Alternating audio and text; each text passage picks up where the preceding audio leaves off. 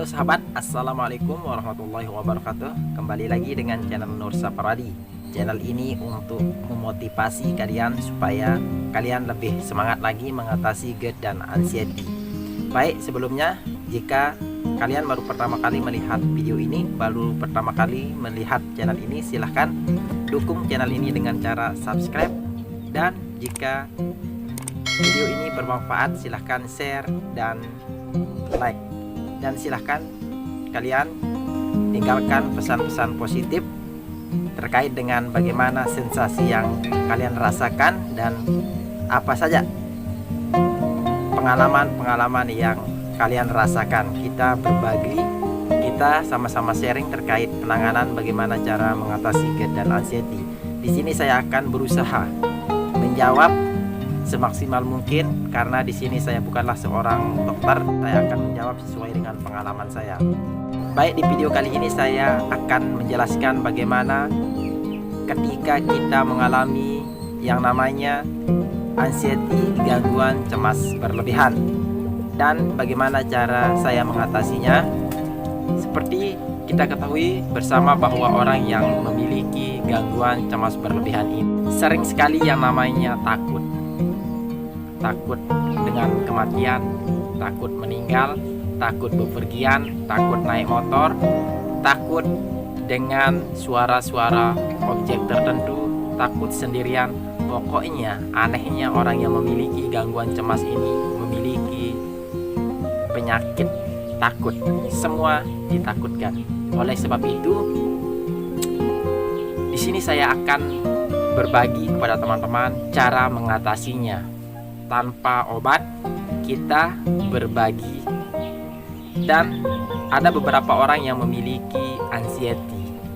Cemas berlebihan ini diakibatkan karena asam lambung yang berlebih. Asam lambung merupakan suatu proses di mana memproduksi asam lambung secara berlebihan sehingga naiknya asam lambung ke kerongkongan. Itu diakibatkan karena lemahnya otot esofagus atau cincin lambung belum maksimal, sehingga menimbulkan sensasi seperti rasanya terbakar di dada dan panas di kerongkongan, dan masih banyak lagi sensasi yang ditimbulkan oleh asam lambung itu sendiri.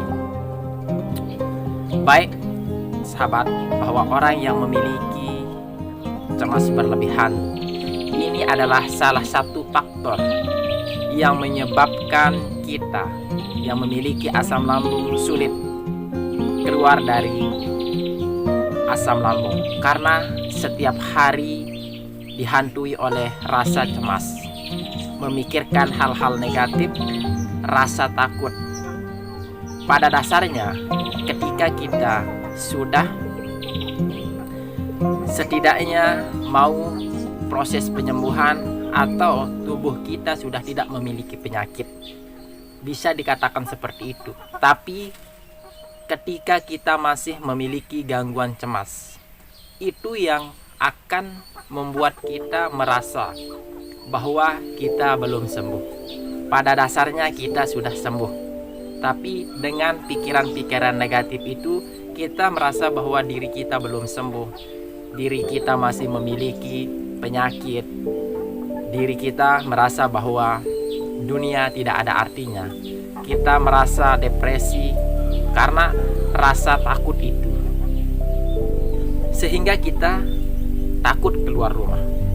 Setiap hari kita berada pada zona merah, bisa dikatakan seperti itu. Tapi sebenarnya jangan khawatir, itu hanya bagian dari kinerja otak kita yang sangat-sangat buruk. Itu diakibatkan karena faktor yang menyebabkan kita terkena yang namanya gangguan cemas ini adalah penyakit menahun, trauma, luka batin, tekanan batin dari sekitar lingkungan kita, sehingga itu yang menyebabkan kita memiliki gangguan cemas, atau kita memiliki suatu masalah di masa lalu, atau penyakit kita tak kunjung sembuh. Dan juga ada orang yang memiliki gangguan cemas diakibatkan oleh asam lambung, karena Sebenarnya lambung dan otak itu adalah lingkaran setan.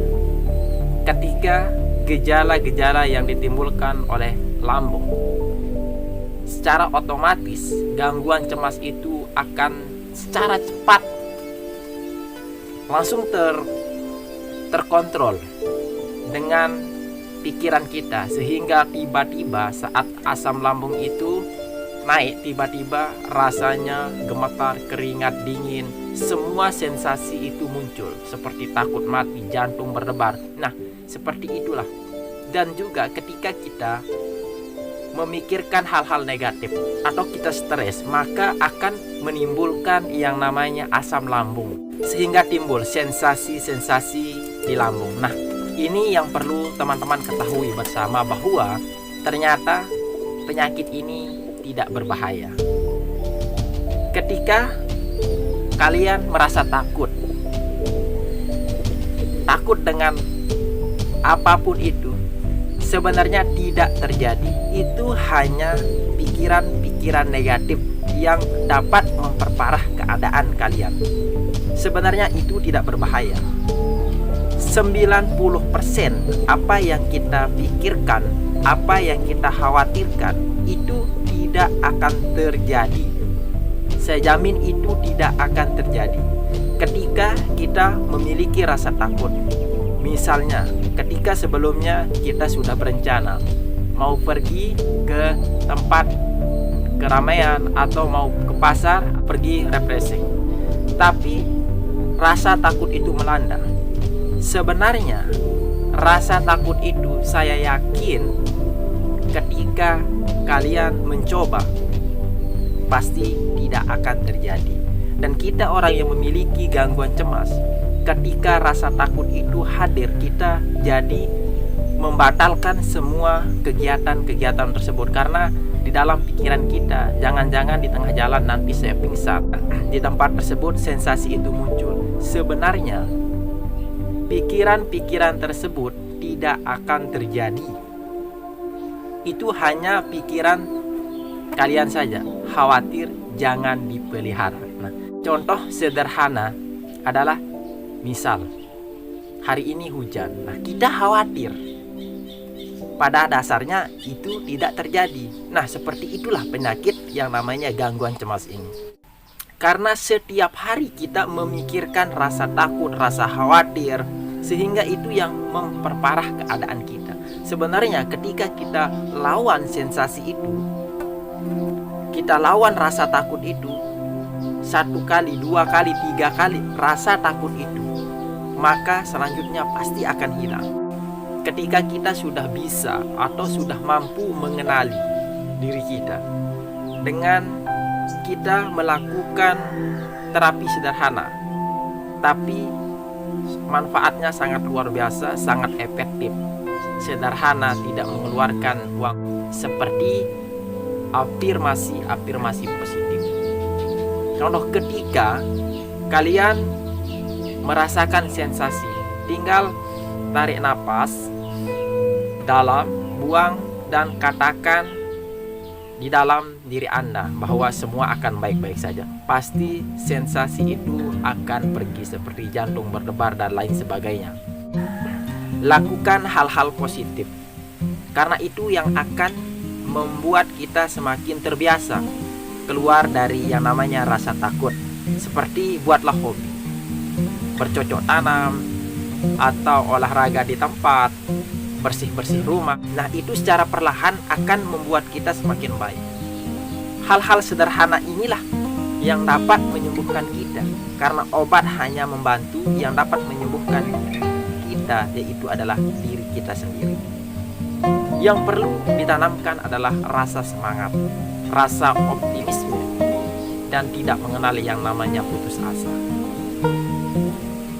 Penyakit ini adalah penyakit yang sangat luar biasa, penyakit yang sangat istimewa.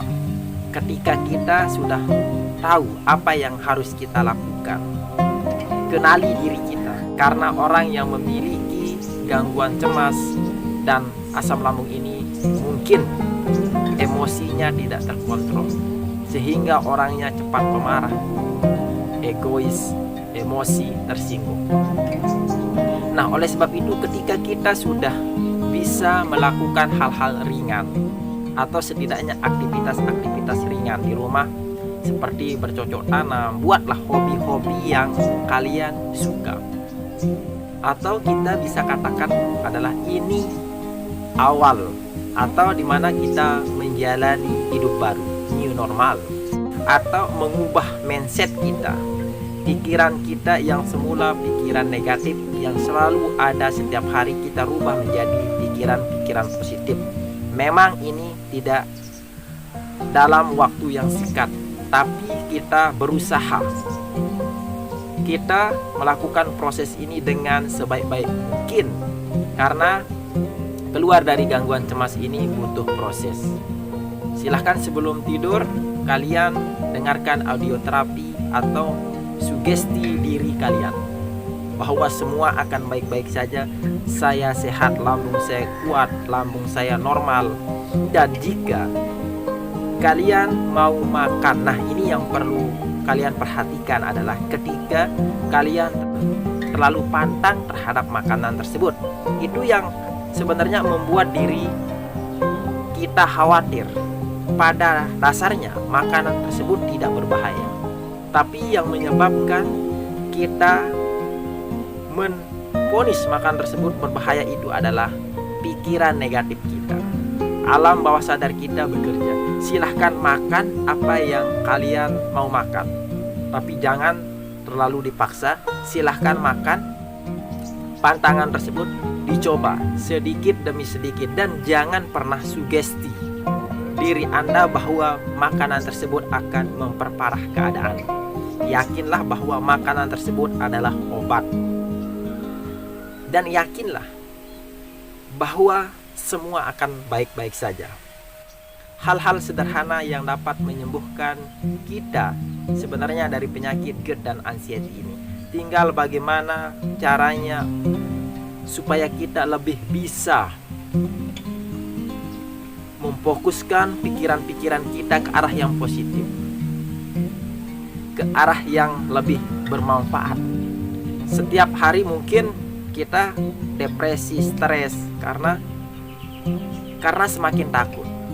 Nah, oleh sebab itu kalian coba lakukan terapi sendiri. Maksudnya adalah atur napas, meditasi, sugesti diri Anda bahwa semua akan baik-baik saja, afirmasi positif yang dilakukan setiap saat.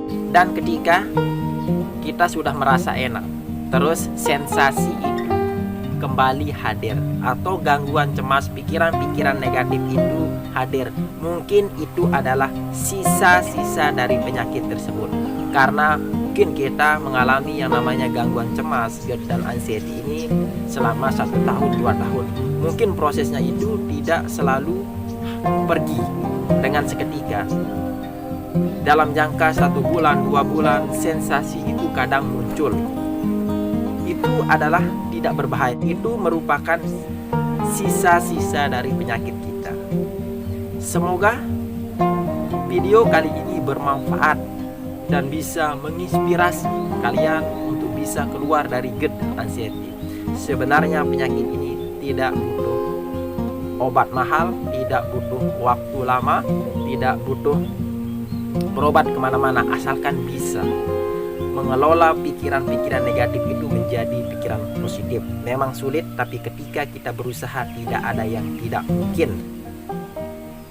Biasanya orang yang memiliki GERD dan anxiety ini rasa penasaran sehingga setiap hari mau pergi berobat. Mulai saat ini stop, ubah mindset kalian. Oke, baik, terima kasih, semoga bermanfaat. Wassalamualaikum warahmatullahi wabarakatuh.